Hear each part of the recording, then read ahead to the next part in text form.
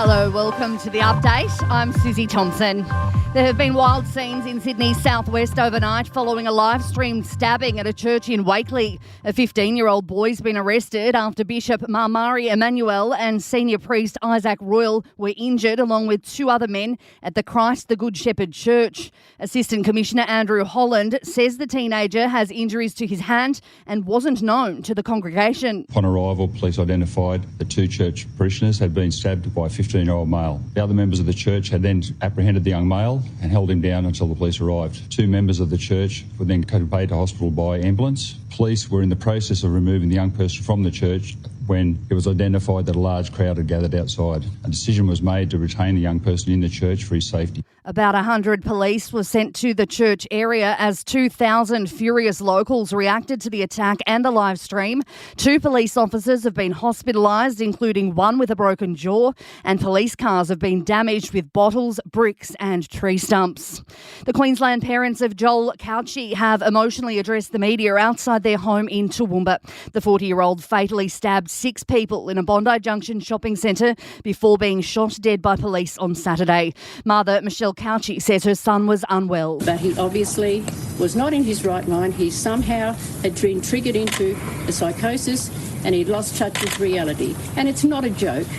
It's not a joke. It's difficult for all those poor people that have lost their loved ones. A former nurse has been found guilty of trying to kill her husband 3 years ago. Perth woman Wendy Sim had been on trial for attempted murder, accused of injecting her 69-year-old husband with insulin during a stay at Joondalup Hospital. He recovered but later died of natural causes. She'll be sentenced in July. Iran has blamed the West for the weekend's attacks on Israel, saying they should appreciate Iran's restraint. Iranian Foreign Ministry spokesperson Nasser Kanani says the 300 missiles and drones were a limited act of self-defence. Former US President Donald Trump is in court as he faces charges stemming from a hush money payment to adult film star Stormy Daniels, the case seeing him become the first former US president to stand trial. Sport and entertainment are next. In sport, Giants coach Adam Kingsley has provided an update on Sam Taylor after he was knocked out following a nasty collision with St. Jack Steele in last weekend's game. Kingsley's told Fox Footy he was originally quite concerned when he saw the collision, but he was told at half-time that Taylor was doing okay. He actually watched the last quarter in hospital, if you can believe that. So he was accompanied by our player development manager in Dylan Addison and ended up driving home that night from Canberra.